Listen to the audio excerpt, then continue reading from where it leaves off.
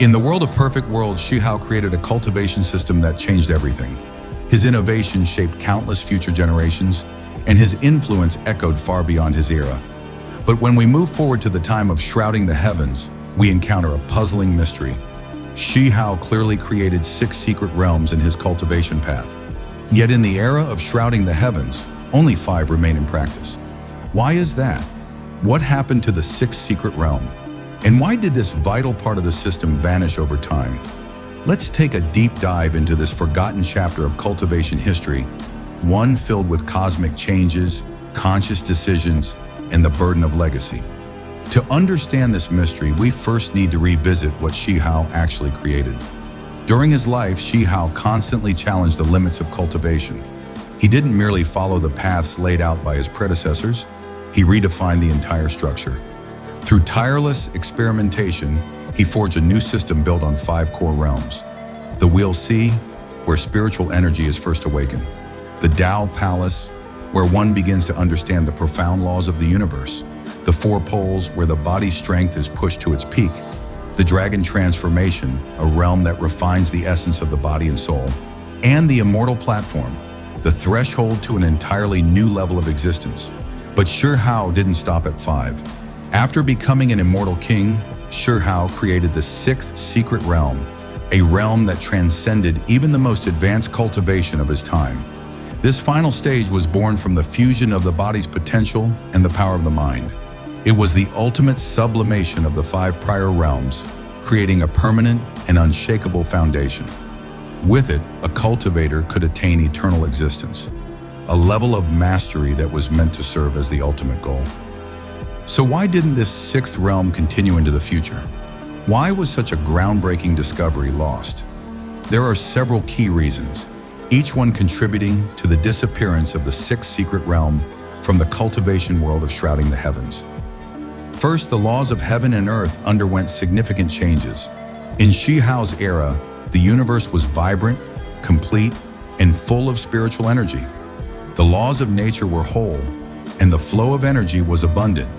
But by the time of Shrouding the Heavens, the situation had deteriorated drastically. The world was suffering.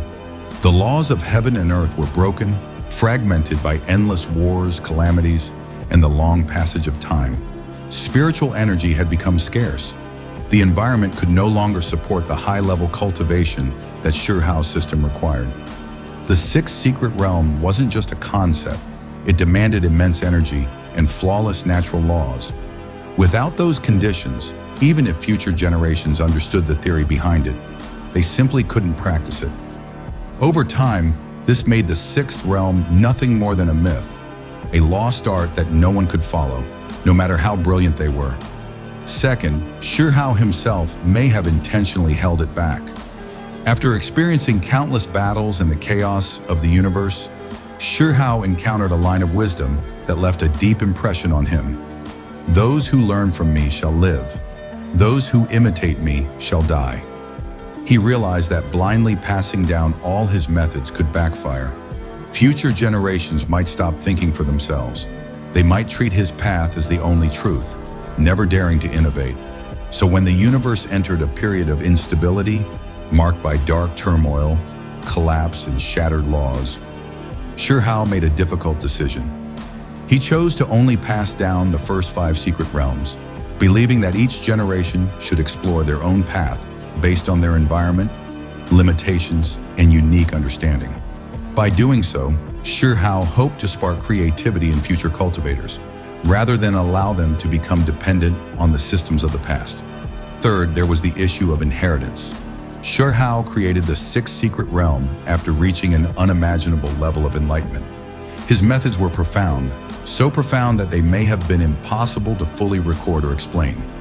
The knowledge might have existed in fragmented texts, ancient relics, or verbal transmissions. But over time, as wars and disasters wiped out civilizations, much of this information was lost. The Dark Unrest, in particular, led to the destruction of countless worlds.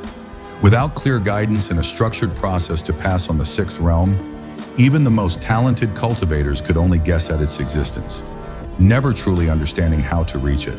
Now let's take a look at what this loss meant for future generations. In Shrouding the Heavens, the highest level most cultivators could reach was the Supreme Realm. But even this was incredibly rare. So what stopped them from going further? The answer lies in three main factors. First, the road to becoming an immortal had been cut off. In Shi Hao's era, immortality was a real and reachable goal. Cultivators not only had the tools, they had examples to follow. But by the time of Shrouding the Heavens, that path was broken. Future cultivators had no guidance, no footsteps to follow, and no concrete way to ascend beyond the Supreme Realm. Without that ultimate goal in mind, they shifted their focus. Instead of perfecting the cultivation system, they concentrated on surviving, improving strength, and defending against threats. Second, the world lacked the resources to support such high-level cultivation. Cultivation, especially in the upper realms, requires massive amounts of spiritual energy and rare materials. But in this later era, those resources had nearly run dry. The energy that once flowed freely in the heavens and earth was now reduced to a trickle. Monks struggled just to reach the Supreme Realm. Breaking through beyond that, it was a near impossible dream. Third, and perhaps most importantly, the cultivation system itself had become incomplete. Without the sixth secret realm, there were crucial gaps in the process of ascending to higher states.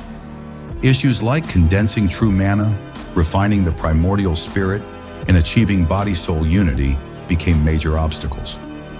These weren't just technical problems. They were roadblocks that completely halted many cultivators' progress.